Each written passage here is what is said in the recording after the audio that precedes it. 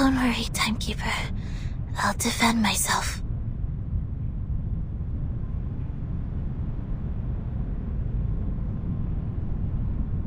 Back in the Foundation, I once won a public debate of a similar nature. This is my duty. I won't let it get in the way of the team's investigation. Sonetto.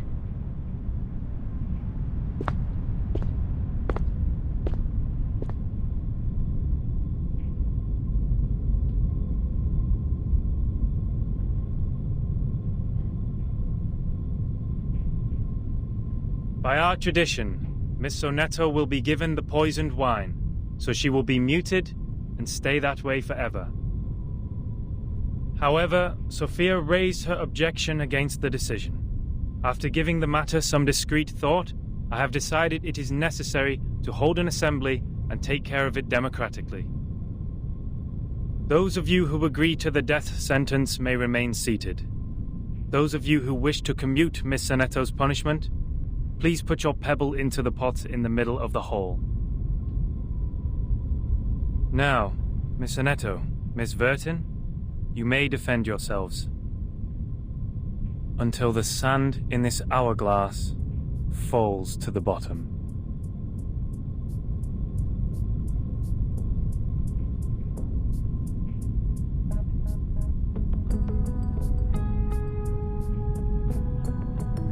I am Sonetto from St. Pavla Foundation. I wish all the honorable audiences here would lend me their ears to hear my defense as a humanitarian gesture. What number are you?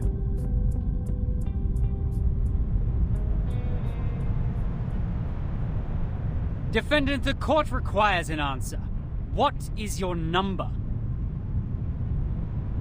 What? Me?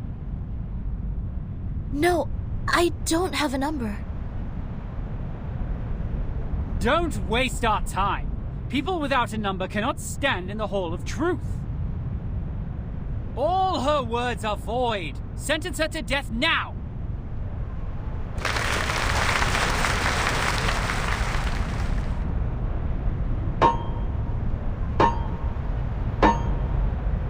'42's argument is valid. Defenders, what do you wish to contend? What? It's valid?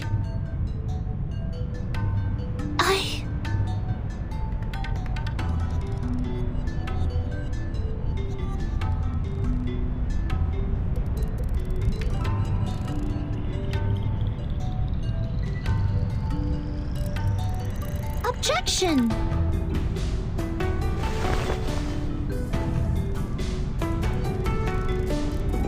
According to the record, the last time we inflicted severe punishment was in 1980 to a visitor who ate beans. He ate a carbuncle that feeds on beans. Then he was sentenced to death according to the set theory.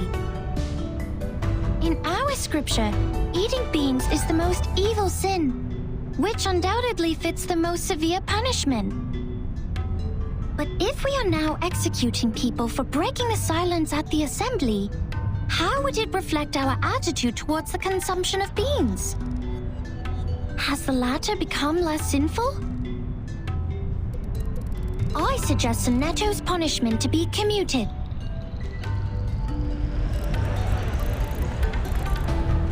A good argument. 37's argument is deemed valid. The debate will continue.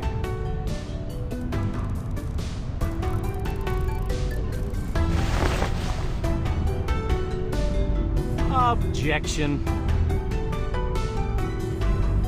The punishment for eating beans is to throw the offenders into the Gorgon current, while the punishment for the silence breaker is to drink poisoned wine.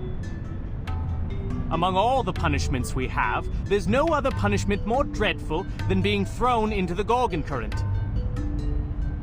Because eternity and infinity are the two things we have the least knowledge of, which makes them the most ghastly punishments among all.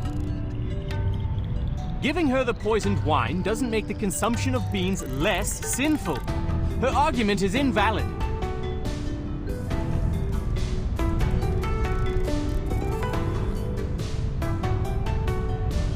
objection! Both of the crimes would fall into the same category if we are taking the punishment as a frame of reference, which is death. Objection! The two crimes in question are not commensurable, which makes your comparison invalid.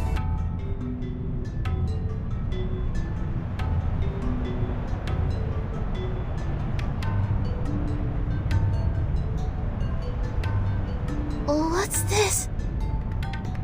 I'm completely lost in this irrational debate. I see. So that's how it works. Timekeeper? Relax. I will help you.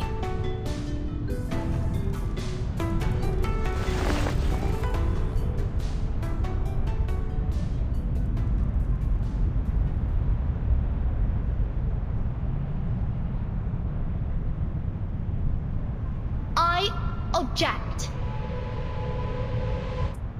The law of excluded middle. A good sophism. Good for you to create a paradox from one sentence of my argument. But pitifully, you've made a fatal mistake. You've taken my argument as the basis of your defense. I said people without a number should be expelled from the Hall of Truth. You don't have a number either, Miss Outsider. Based on my argument, which has also been approved by you, I argue that all your arguments are invalid.